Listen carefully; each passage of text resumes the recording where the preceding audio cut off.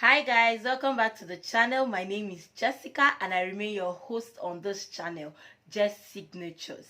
Okay, you like the last video that we dropped. Today I'm also doing another tutorial on that manipulation. Like I said in the last video, I will try to push myself and push you as well to go further in your sewing journey. We should not be in a particular place and not grow. Upgrade is a must. So guys, this year we're going to be upgrading ourselves through dark manipulations and other methods of sewing as well. Trust me on that. Like, content I'll be dropping this year, by the grace of God, would be mind-blowing, innovative and creative. Anyways, today when we talk of creative, today's video is about this beautiful twist bodice. Yes, it's called a twist bodice because you're gonna twist the bodice. If you want to see how I twisted the bodice, keep on watching guys, because I'm not kidding. This is not a clickbait. This is a twist bodice like you see on your screen.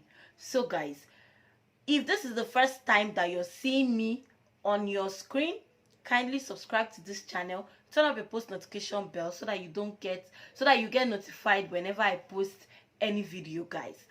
Then to my returning subscribers, I want to say thank you for always coming back to this channel, for supporting the small girl, supporting this brand, and you have my heart. Take all the blessings and all the kisses. Okay, now if you like this video, give it a thumbs up. Don't forget to subscribe if you're not yet subscribed again. Share to whoever would need to see how I recreated this piece. So guys, without further ado, let's get into today's tutorial. Okay?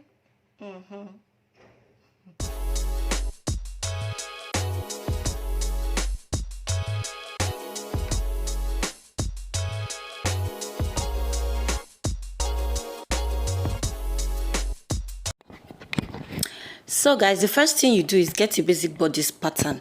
If you don't know how to draft a basic bodice pattern by now, I'll have it linked in the description box below. But this will be a basic bodice with a shoulder dart. If you want me to do a detailed tutorial on this, let me know in the comment section.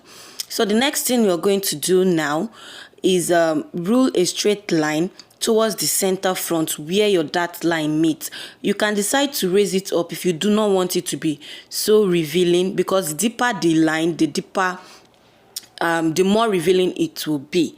So you can decide how deep you want it to be. After that, I'm going to close up my darts, my already existing dart, which is my shoulder dart and also my waist dart, the two darts that we have on this pattern right now. We have to close them up in order to be able to do this particular outfit, and it's a really cool and easy tutorial. So guys, keep on watching. Well, you can see me closing my waist darts. Like I said, if you want me to do a detailed tutorial on how to do a shoulder dart, a waist dart, how to close your darts and all of that, let me know in the comment box down below. So now I'm closing my waist dart already because I do not need it right now. So I'm closing it with a tape. You can use a paper tape, you can use the other transparent tape. I've seen people use it. It's not ideal, but you can use it, or you can also use a scotch tape like I am using. Now, to be able to close the second dart, which is the shoulder dart, I have to open that line that we drew earlier. So now you're cutting to where, like, very close to the lines. You're not cutting through it, like you're not opening it totally. So you just cut it and it will still have a piece hanging, and you close your dart. Guys, if you're not subscribed to my channel, please do subscribe to this channel. Like this video, turn up your post notification bell so that you get notified whenever I post any new video, because trust me, the videos are going to be really educative like this one is. So right now what I'm trying to do, you can see that that waistline is bent, is slanted, so I want to make it straight. This is what we call you threw your dart. Because I did not throw my dart from the pattern, from the initial pattern, that is why I have to straighten it. But if you threw your dart, then you'd when you close the dart, it will give you a straight line. It will not give you a slanted or curved hemline. Now, that slanted or curved hemline can be a design.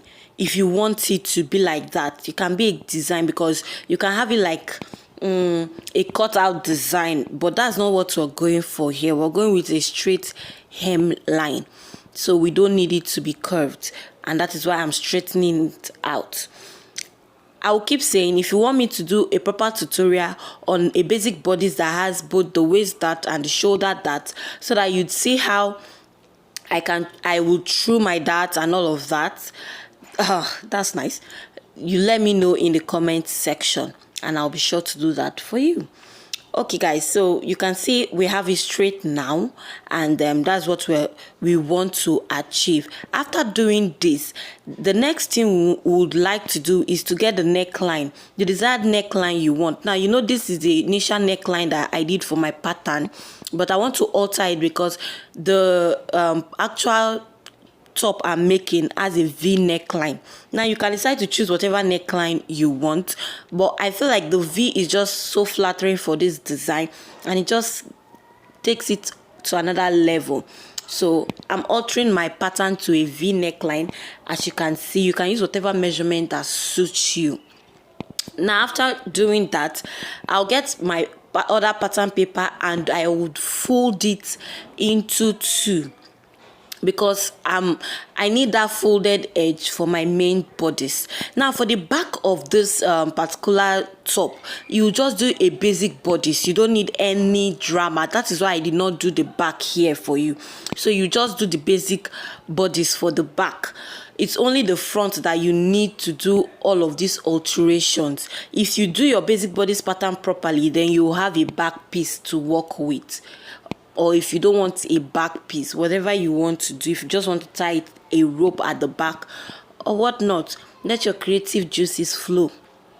Now, after folding my paper into two, I will make sure that the middle part, you can see what I'm talking about. Please just look at your screen and make sure that middle part is touching the folded edge of my paper, and then I will pin it down. If this is your pattern, and fabric, you go ahead and do the same thing. Okay, this cannot be your pattern and fabric, I'm sorry to say, because we just want to get the main pattern for our dress. So this has to be another pattern paper. Now, from the shoulder point, we'll rule a straight line, just a straight line to the edge of the paper that we have on already. You can see that, just a straight line, like there is no big deal about it. Then I will cut around my already made patterns together with that front neckline where we extended.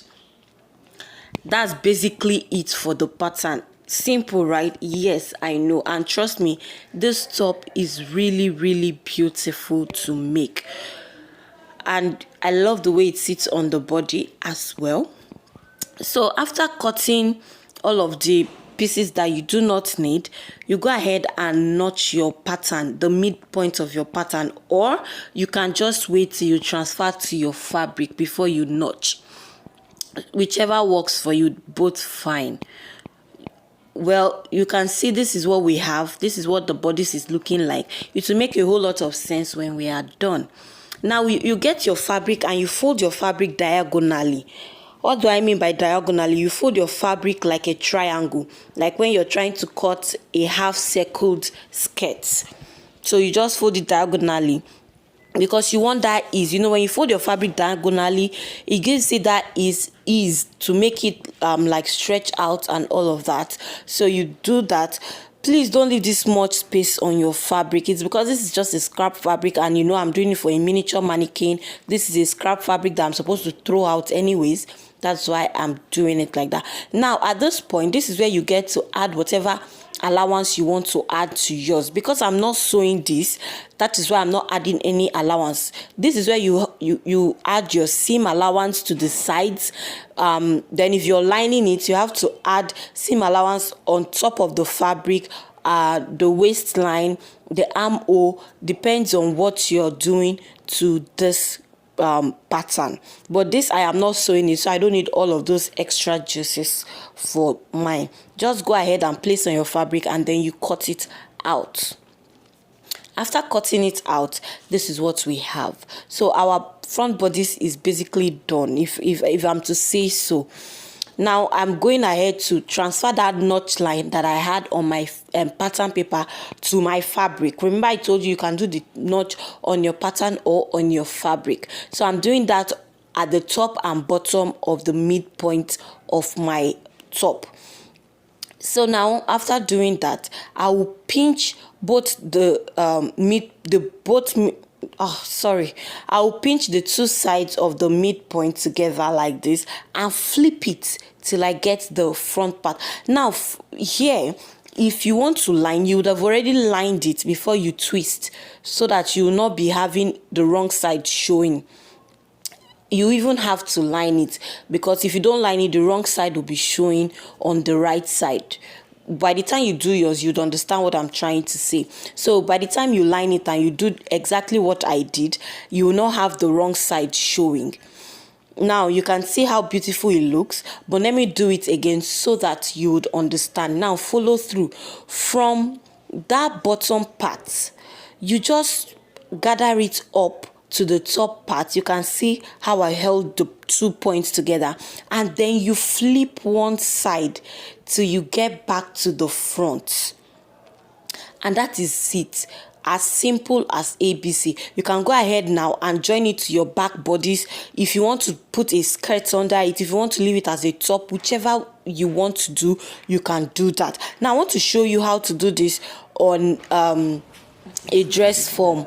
If you don't know how to work on a flat surface. So I pinned down one part of the shoulder so that it will be sturdy for me to work with. So I pinned that part down, and then I'll go ahead and do the same thing that I did on the flat surface here, which is to hold the midpoint of the top part and the midpoint of the bottom part and twist. That is why it is called a twisted bodice. You can see how I twisted it, and then I'll just go ahead and pin it back. Now I've shown you two ways to do this. Either on your dress form or on a flat surface, it is doable on both ends. So whichever way works for you, whichever one you prefer, you can do that. They will give you the same result at the end of the day. Now you go ahead and do your finishing touches. If you want to put a skirt, you put a skirt. Like here, I went ahead and draped just a basic skirt on it so that you see how it look like with a skirt, or if you want to make it as a dress. So guys, if you got to this point and you're not subscribed to my channel, you are wrong. But I'm begging you, please subscribe to my channel. Turn up your post notification bell so that you get notified whenever I post any new video on this channel. If you like this video, give it a thumbs up so that YouTube can recommend this video to other viewers and they'll come and watch it. Share to your loved ones, whoever you know this might be useful for. Like if you have tailor friends, if you have people that are curious with inquisitive minds, send it to them, let them watch and see how it is done. Now you can see how beautiful this came out. In fact, I am in love, and maybe, just maybe, I'll be recreating this for myself, and if I do, I'll be sure to put the picture together with this so that you'd see how it looks on a human being. So guys, you can see me, like I said, I draped a basic skirt, just a normal straight skirt on it so that you'd see how it will look like. And if you remember, this looks like the front twist top that we did on this channel. You can check that channel, you can check that video. I'll link it in the description bar or on top of your screen so that you just click on it. All right guys, till I see you in my next video. Good morning, good afternoon, good evening, wherever you are. Bye for now. See ya.